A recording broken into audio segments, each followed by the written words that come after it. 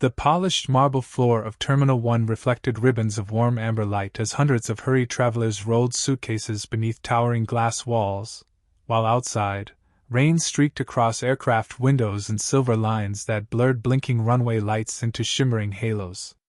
Somewhere above the steady murmur of announcements and the distant roar of departing engines, a little girl tightened her grip around her father's weathered hand, unaware that before the sun reached its highest point, one quiet phone call would stop 152 airplanes, erase billions from a global balance sheet, and force an entire airline to remember a man it had long ago chosen to forget.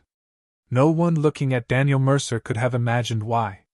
He wore the same Navy maintenance uniform he had worn nearly every day for the past 7 years. Its knees carried faint stains from hydraulic grease. Its sleeves showed careful stitching where tiny tears had been repaired instead of replaced. His steel-toed boots had lost their shine years ago, yet every lace was tied with military precision. Nothing about him suggested importance. Nothing invited admiration. That was exactly how Daniel preferred it. Invisible people heard more than anyone realized. At 41, Daniel had mastered the art of disappearing in plain sight. Passengers hurried past him without making eye contact. Executives nodded at one another while walking straight around him. Flight crews thanked him politely when he held open heavy maintenance doors, then immediately forgot his face. He never seemed offended. He simply continued working. His movements possessed a quiet rhythm born from discipline rather than routine. Every inspection was completed twice. Every checklist was folded neatly into his clipboard. Every loose bolt received another glance before he walked away.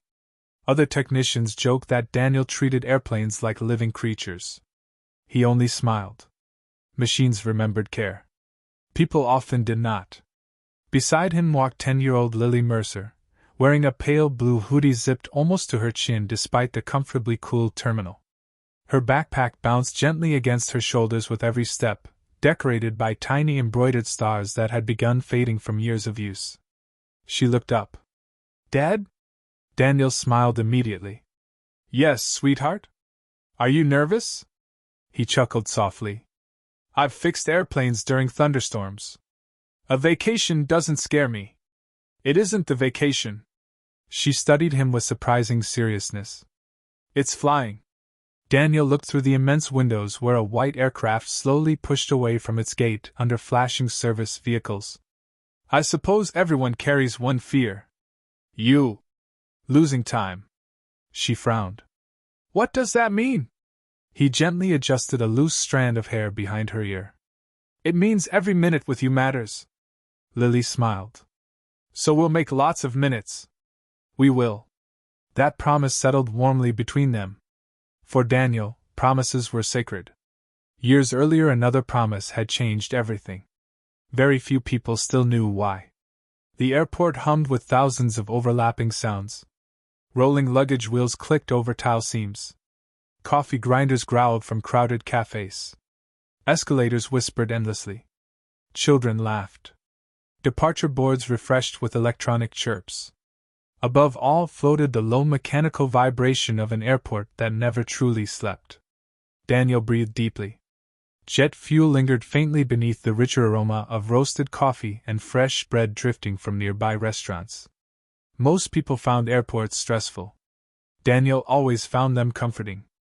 Everything depended on order. Order made sense. People rarely did. They reached security checkpoint B without difficulty. A transportation security officer recognized Daniel immediately. "Morning, Mercer." "Morning. Heading out?" "For once." "You earned it." Daniel nodded politely. No more words were necessary. Kindness rarely required conversation. Past security, Lily pressed her face toward the enormous windows overlooking the rain-soaked apron. Ground crews in reflective jackets guided aircraft beneath rotating amber lights. Fuel trucks crawled like patient insects. Baggage loaders disappeared beneath cargo doors. Everything moved with practiced coordination. "Dad?" "Yes? Do you ever miss working on the really big planes?" Daniel looked toward a massive international jet parked several gates away. His eyes lingered just a fraction longer than expected. Sometimes. You still know everything about them. No. You do. He laughed quietly. I know enough. Enough. It was an interesting word. Enough knowledge to recognize problems before computers detected them. Enough experience to hear an engine differently from everyone else. Enough wisdom to understand that the smartest person in a room rarely needed to announce it. Lily believed her father could fix anything. Daniel wished life worked that way. They stopped beside gate 27. A gate agent typed rapidly before frowning at her monitor. Another employee approached. They exchanged whispers. Passengers shifted impatiently. A boarding announcement crackled overhead. Attention, ladies and gentlemen.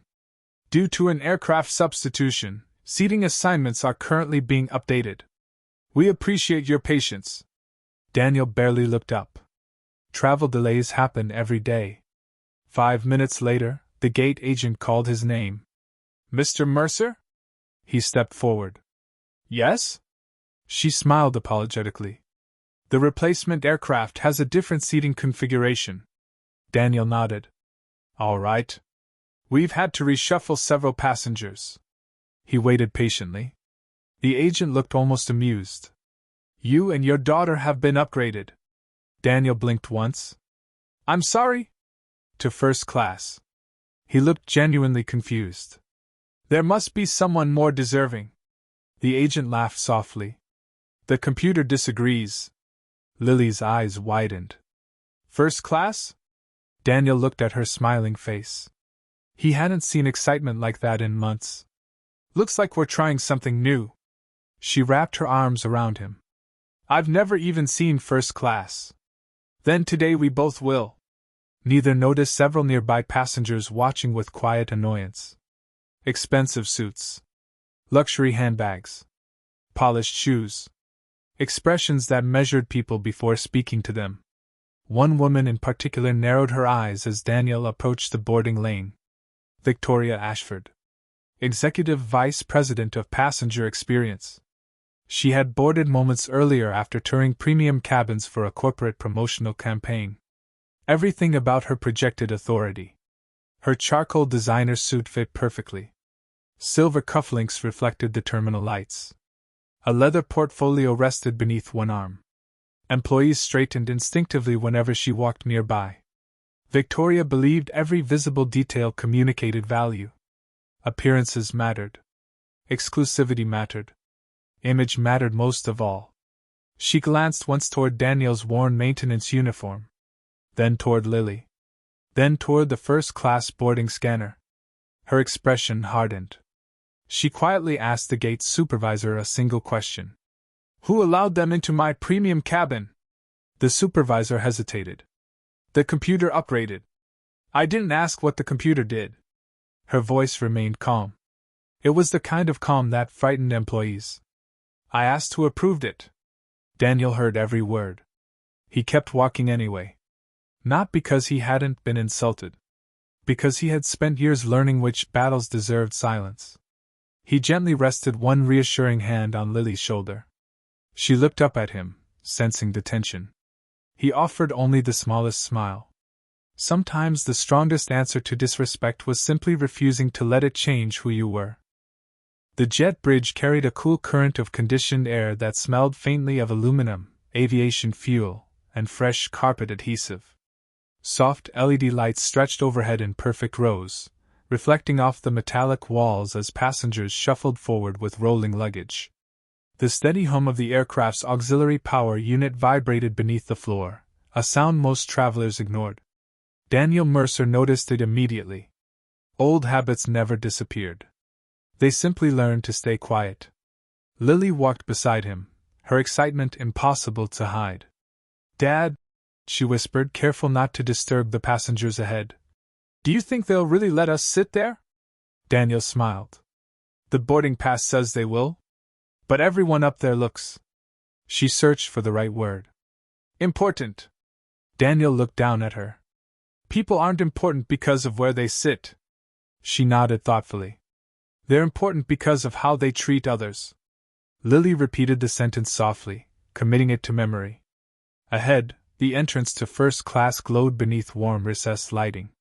Cream-colored leather seats stood wide apart, separated by polished wooden partitions. Crystal glasses sparkled on neatly folded linen napkins. The cabin smelled of fresh coffee, expensive perfume, and new leather. It was a world designed to feel effortless. Flight attendants welcomed passengers with practiced smiles. "Good morning. Welcome aboard.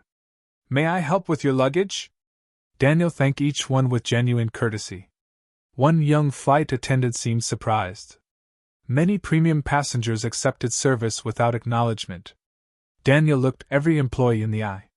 He understood what invisible work felt like. Lily stopped beside their seats. Her mouth fell open. "Dad?" The oversized window framed rain-covered wings stretching into the gray morning sky. The seat reclined almost flat. A folded blanket rested neatly inside protective wrapping. There was enough room to stretch her legs completely. She had never imagined flying could look like this. Daniel placed their small carry-on carefully into the overhead compartment. He checked twice that it was secure. Even now, he could not stop thinking like a maintenance professional. Safety before comfort. Always. Across the aisle, several passengers exchanged subtle glances. One businessman lowered his newspaper. A woman wearing diamond earrings quietly frowned. Another passenger looked Daniel up and down before returning to his phone. No one said anything? Not yet. Then polished heels echoed sharply through the aisle. Victoria Ashford entered the cabin. Every crew member straightened almost instantly. "Good morning, Ms. Ashford." "Morning." Her smile lasted only long enough to acknowledge senior staff. Then her attention settled on Daniel. Again. The maintenance uniform. The repaired sleeves. The worn boots.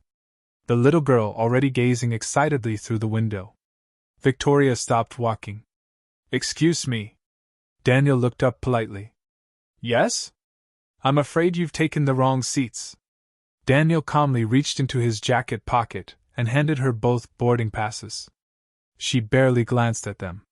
"The system occasionally makes errors." The gate agent confirmed the upgrade. "I'm sure she did." Victoria's tone remained perfectly composed. "Nevertheless, first class is reserved for passengers meeting premium eligibility requirements." Daniel answered without raising his voice. "The boarding passes indicate these seats belong to us. They indicate what the computer printed." A faint smile crossed her face. "I represent the airline." Nearby conversations began fading. Passengers sensed something unfolding. Lily looked nervously toward her father. Daniel gently squeezed her hand beneath the armrest. "Everything would be all right." Victoria folded her arms. "What exactly is your position?" "I work in airport maintenance." "I thought so." She nodded once, as though confirming an assumption. "There has clearly been a misunderstanding." Daniel remained seated. "There doesn't appear to be one." The surrounding silence grew heavier. A senior flight attendant stepped closer. "Ms. Ashford." Victoria raised one finger without looking away from Daniel. "I'll handle this." The flight attendant immediately fell silent. Victoria leaned forward slightly. "Sir, premium cabins exist because some passengers pay substantially more for a different experience." Daniel met her eyes. "I understand. Then you also understand appearances matter." The words hung in the air. Several passengers looked away. Others continued watching openly. Lily lowered her head. Daniel knew exactly what Victoria meant. Not your ticket.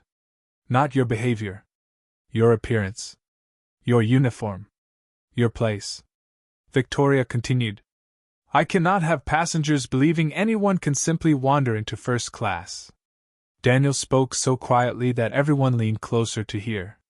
"My daughter and I wandered nowhere." He held up the boarding passes.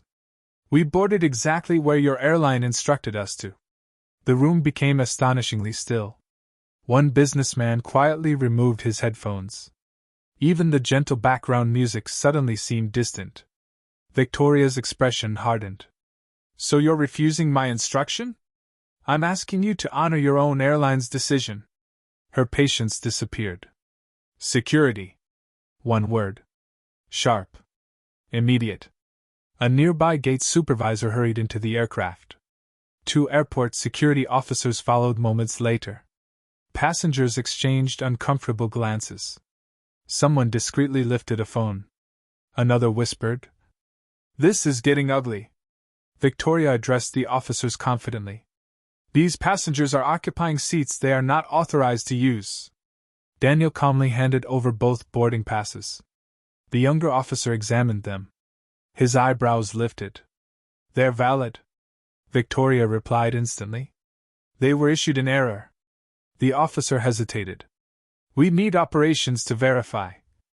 "I am operations." Her voice cut through the cabin. "I am instructing you to escort them from first class immediately." Lily's fingers tightened around her father's hand. "Dad?" Daniel looked at her. His smile remained gentle. "We're okay." She searched his face. He wasn't angry. He wasn't embarrassed. Only sad. Not for himself. For her. Because she was seeing something no child should have to understand this early. Sometimes adults confuse status with character. Daniel slowly stood. He reached into the overhead bin, removed their small bag, and adjusted Lily's backpack. Every movement was calm. Measured. Without resentment. Before stepping into the aisle, he turned toward Victoria. "I hope," he said quietly, "that someday you discover the difference between protecting standards and humiliating people." Victoria offered no reply. She simply stepped aside. Father and daughter walked toward the aircraft door. No one spoke. Not a single passenger. The silence weighed more than any argument. As Daniel crossed the aircraft threshold, a maintenance radio clipped to his belt suddenly crackled with frantic static. Then came a voice. "Control to all senior maintenance personnel. We have a network-wide systems failure." Daniel stopped walking. Only for a second. The voice continued. "Repeat. Dispatch authorization has frozen across multiple hubs. No aircraft can legally depart." Daniel's expression changed for the first time that morning. Not fear. Recognition. He knew that voice. And he knew exactly what kind of failure could produce that tone. Behind him, deep inside the cockpit, warning tones began sounding one after another. The first aircraft of the day was no longer going anywhere. The operations control center pulsed with restless energy beneath bright white ceiling panels that never dimmed, regardless of the hour. A wall of enormous digital displays mapped aircraft moving across continents, each icon representing hundreds of passengers and countless schedules woven together by invisible streams of data. Normally the room breathed with measured confidence. This morning, it felt as though someone had pulled the heartbeat out of the building. One by one, aircraft symbols turned amber. Then red. Controllers stared at their monitors. Dispatch supervisors refreshed their screens repeatedly, hoping the software had merely stalled. It hadn't. A voice rose from the far side of the room. "Flight 418 has lost departure authorization." Another answered almost immediately. "So has 233. Then another. And 701. Within seconds the reports overlapped. "Chicago is frozen. Denver can't release crews. Fuel validation just failed in Dallas. Atlanta's maintenance records aren't syncing." The room dissolved into controlled panic. Every system appeared healthy on its own, yet none of them would communicate with the others.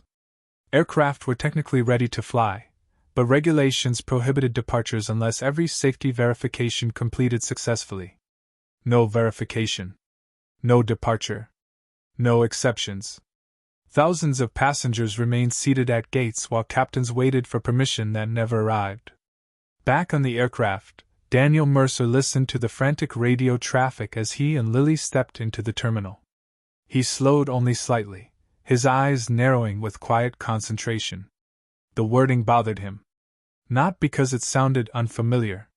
Because it sounded painfully familiar. Years ago, during endless nights spent designing operational safeguards, he had imagined a scenario almost identical to the one now unfolding. He had written detailed reports explaining how seemingly harmless software shortcuts could create a cascading lockout across multiple systems. Most people had considered the possibility too remote to justify the expense of preventing it. Daniel had never argued.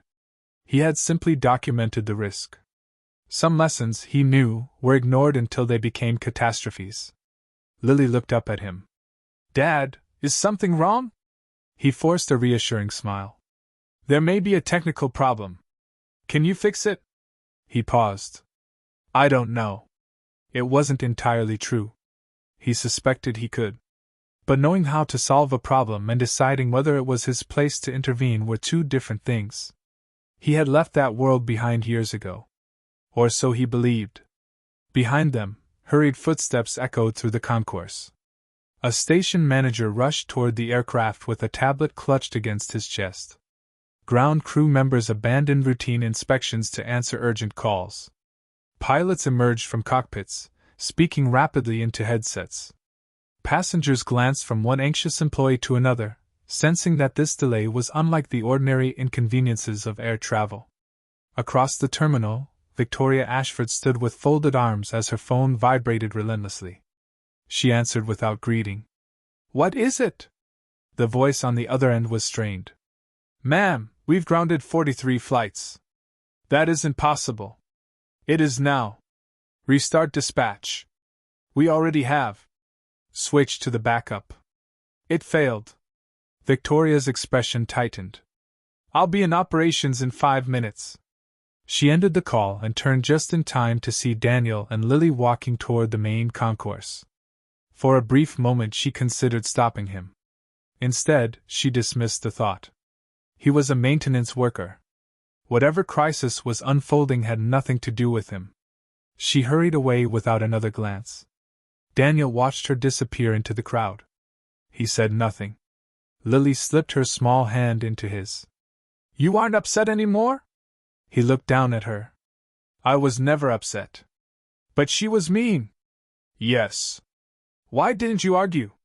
Daniel considered the question carefully. "Because anger often gives people exactly what they're hoping for. And being calm? Sometimes calm lets the truth arrive first." Lily nodded, though she wasn't sure she fully understood. One day she would. Inside the Operations Control Center, executives gathered around the central conference table as alarms continued to flash across the wall displays. The airline's chief executive officer, Martin Caldwell, entered with quick, deliberate steps. His usual composed demeanor had vanished. "Status." A systems engineer answered immediately. 152 departures are now suspended. "Cause?" "We don't know." "Estimated losses?" The finance director hesitated. "If this continues another hour..." He swallowed. "We're approaching $2.1 billion in operational impact, contractual penalties, and market exposure." Silence settled over the room. Not the silence of confusion. The silence of people realizing the scale of disaster standing before them. Victoria entered moments later. "Tell me someone has isolated the fault." No one answered. A senior engineer finally spoke. "We've never seen anything like this." Victoria looked around the room. "There has to be someone who understands this architecture." The engineer exchanged uneasy glances with his colleagues. "There was." "Who?" He hesitated. "Daniel Mercer." Victoria frowned. "The maintenance worker?" The engineer looked directly at her. "No." He spoke quietly. "The man who designed the original operational framework before he disappeared." The room fell completely still. For the first time that morning, Victoria's certainty cracked. She slowly remembered the name. The same name printed on the boarding pass she had dismissed less than 30 minutes earlier. And somewhere beyond the glass walls of the terminal, Daniel Mercer continued walking beside his daughter, carrying nothing more than a small travel bag and a promise to give her a peaceful vacation, unaware that the people who had refused him a seat were about to discover they could not move a single airplane without the man they had failed to see. End of Chapter 2, Part 1. Outside the towering glass walls of the terminal, rain drifted across the tarmac in thin silver sheets. Airport floodlights shimmered on the wet concrete, while rows of motionless aircraft stood like silent giants waiting for permission that never came. Engines remained quiet. Boarding bridges stayed attached. Across the network, thousands of travelers stared at departure boards that refreshed every few seconds, replacing scheduled departure times with the same unsettling message: delayed. Inside the operations control center, every passing minute multiplied the damage. The European connections are backing up. Tokyo can't dispatch. Toronto has stopped accepting transfers. We've lost synchronization with 3 maintenance hubs. Another controller turned from his monitor. The regulators are asking why we're still holding departures. No one answered immediately.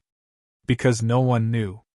Martin Caldwell, the airline's chief executive, looked toward the senior engineering team. I need solutions. We're trying. I don't need people trying. His voice remained controlled, but only barely. I need airplanes moving. The chief systems engineer inhaled slowly. Sir, every safeguard is functioning exactly as it was designed. Martin frowned. What does that mean? It means the system believes something is unsafe. But we've checked the aircraft. Yes. We've checked the servers. Yes. We've restarted every data center. Yes. Then why won't it clear? The engineer hesitated. Because something deeper is refusing authorization. The room grew still. He zoomed into a decades-old architectural diagram projected across the largest screen. Layers of interconnected systems spread across the display like veins inside a living organism. Fuel validation. Maintenance certification. Crew legality. Weather integration. Regulatory compliance. Emergency override. Each depended on the others. Each trusted the next. Until one failed. Then every safeguard locked into place. It was intentionally built this way, the engineer said quietly. So one unnoticed failure could never become an aviation disaster. Martin studied the diagram. Who designed this? The engineer answered without looking away from the screen. Daniel Mercer. Several executives exchanged puzzled looks. Victoria's stomach tightened. She remembered the calm man she had ordered out of first class. The repaired sleeves. The worn boots. The little girl holding his hand. She dismissed the thought. It can't be the same person. The engineer turned toward her. It is. He works maintenance. He chose maintenance. Why? No one knows. A heavy silence settled over the room. Meanwhile, Daniel and Lily sat together near a quiet observation window overlooking the rain-soaked runways. Their flight had been postponed indefinitely, and most passengers had crowded around service desks demanding answers. Daniel remained where he was. Lily swung her legs gently beneath the chair. Dad?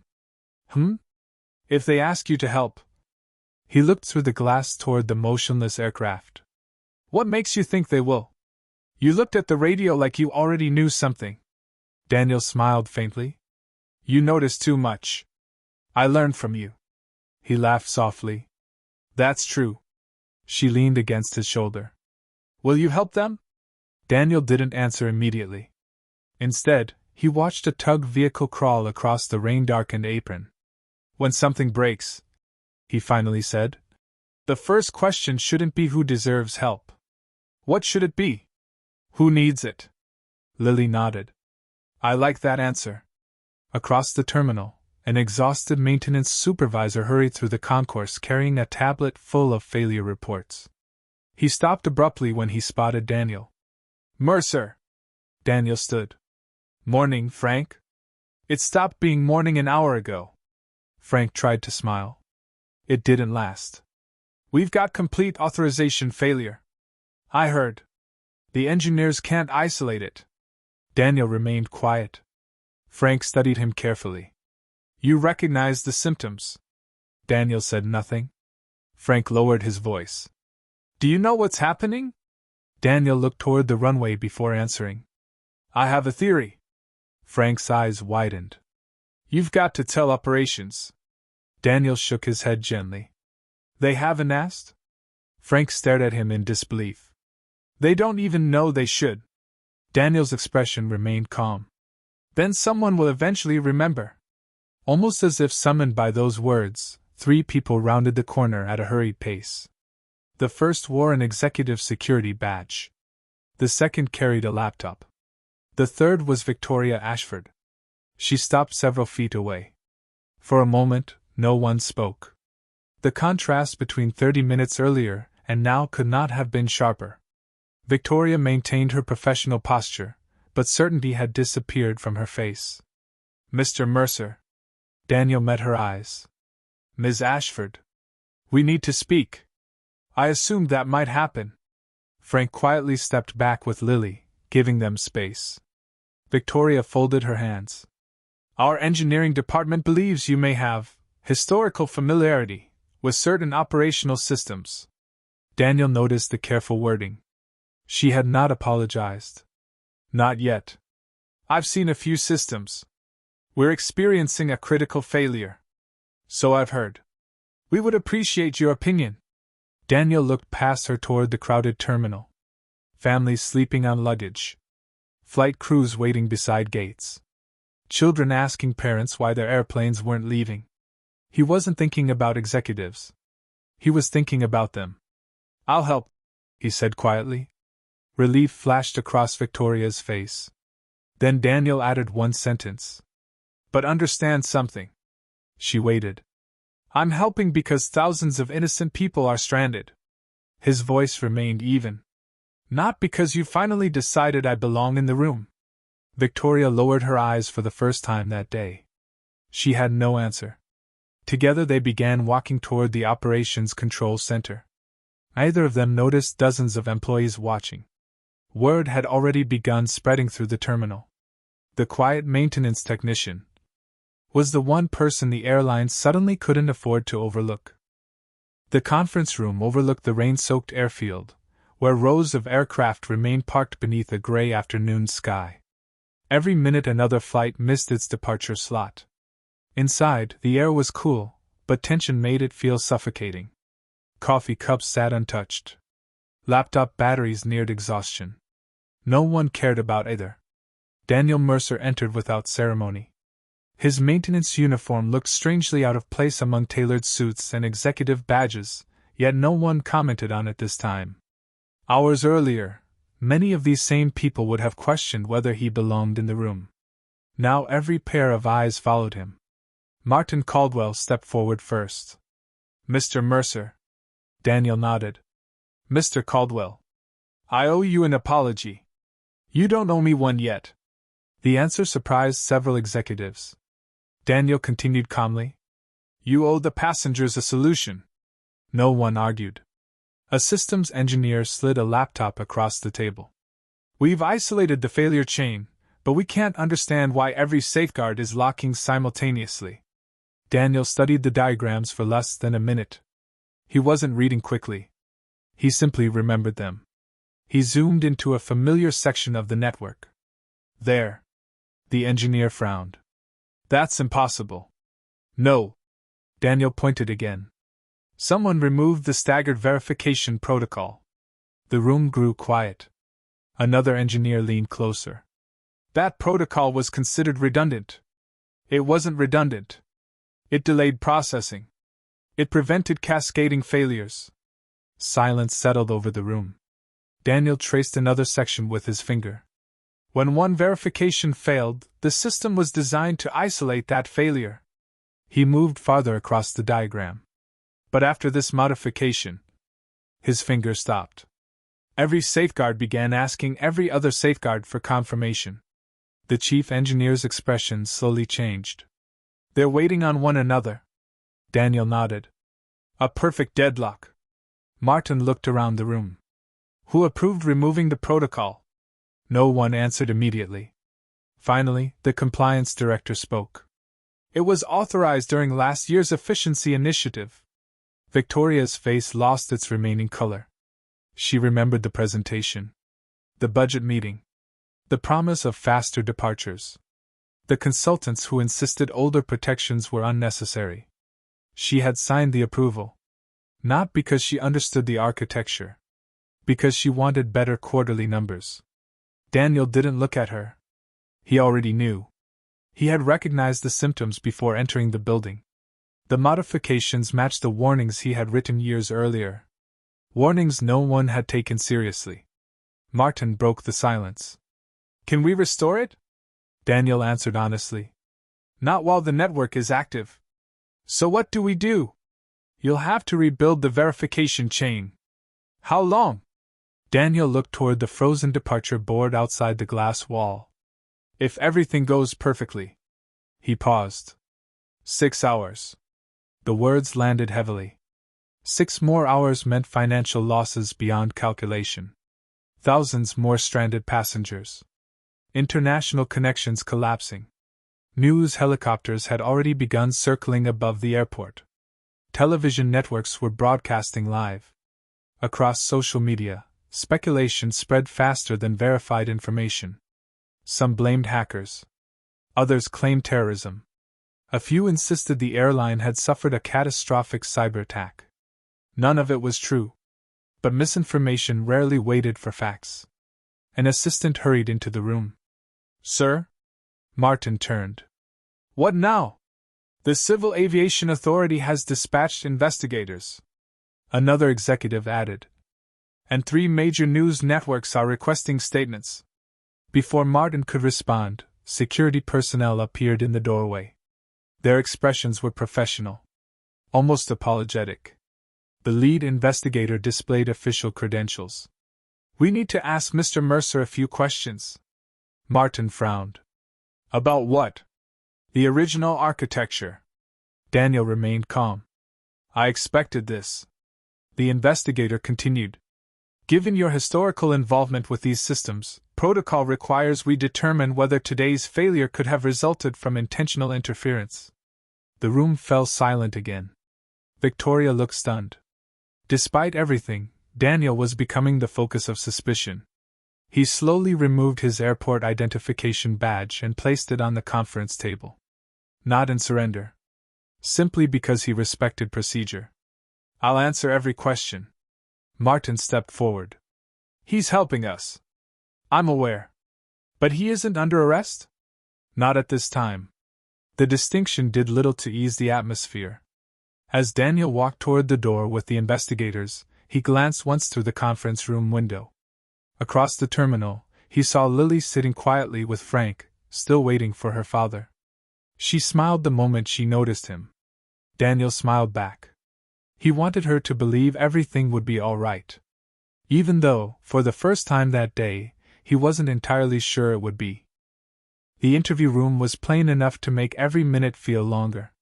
White walls reflected the harsh fluorescent lights overhead, and the steady hum of the ventilation system filled every pause in the conversation.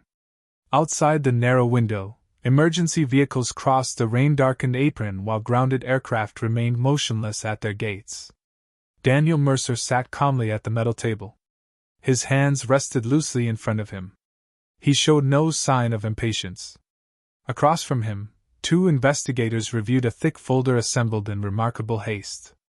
It contained employment records, engineering reports, archived emails, and legal agreements dating back more than a decade. One investigator finally broke the silence. Mr. Mercer, can you explain why a maintenance technician appears in historical documents as the chief architect of this airline's operational control system? Daniel answered simply. Because I was. The investigator looked up. Why leave a position like that? Daniel's gaze drifted briefly toward the rain outside. My wife became ill. Nothing more.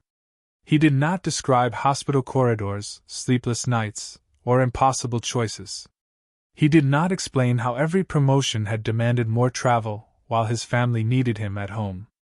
He did not mention the promise he whispered beside her hospital bed, that Lily would never grow up wondering whether work mattered more than family.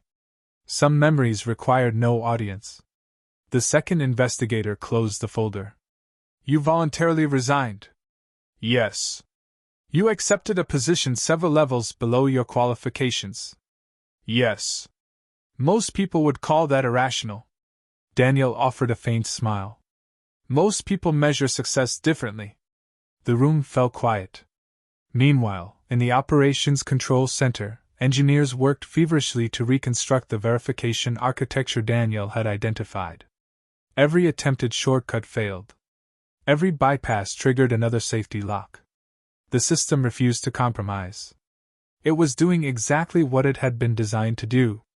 Martin Caldwell watched the engineers in silence before turning to Victoria Ashford. "You approved the efficiency revisions." It wasn't a question. Victoria nodded slowly. "The consulting firm assured us the legacy safeguards were unnecessary." "Did anyone object?" She hesitated. Then, quietly, "Daniel did." Martin's expression hardened. "He warned you. There were reports. Did you read them?" She couldn't finish the sentence. The truth was answer enough. An assistant entered carrying a sealed archive box recovered from company storage. "We found these in records." Inside were technical binders labeled in neat handwriting. "Emergency Cascade Prevention. Redundant Authorization Protocol. Do not remove without full risk review." Martin opened the first binder. The final page contained Daniel's signature beneath a handwritten note. "Safety systems are expensive until the day they are needed. After that, they are priceless." No one spoke. The silence carried more weight than any accusation. Across the terminal, Lily sat beside Frank, drawing quietly in a small notebook she'd carried for the trip. She had sketched an airplane beneath a bright sun, though outside the sky remained gray. Frank smiled. "That's a nice drawing. It's where we're going." "I hope so." She looked up. "My dad will fix it." Frank didn't answer immediately. "You sound very sure."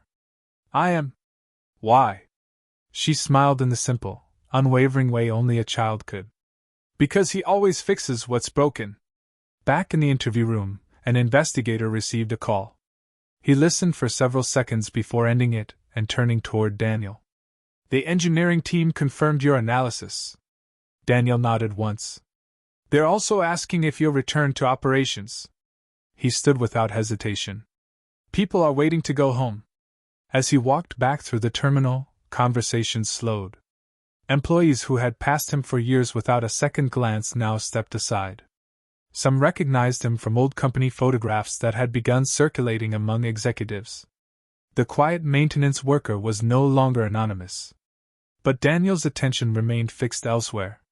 He spotted Lily immediately. She ran to him. "Are you okay?" "I'm okay." "They weren't mad?" "They had questions." "Did you answer them?" "I did." She slipped her hand into his. "Can we still go on our trip?" Daniel looked through the enormous glass wall toward the grounded aircraft. "I hope so." He couldn't promise it. Not yet. As father and daughter walked toward the operations center together, another message flashed across every executive's screen. Regulatory review expanded. Executive decisions under formal investigation. For the first time that day, the crisis was no longer centered on failed technology. It was beginning to expose the people whose choices had allowed it to happen. And before the day was over, the truth would have to stand in front of everyone who had once mistaken a man's uniform for the measure of his worth. The emergency briefing hall overlooked the airport's central concourse. Through the floor-to-ceiling windows, grounded aircraft waited beneath clearing skies while hundreds of airport employees, regulators, journalists, and passengers watched events unfold with anxious anticipation. The room that had once been filled with confident executives now carried the quiet weight of accountability.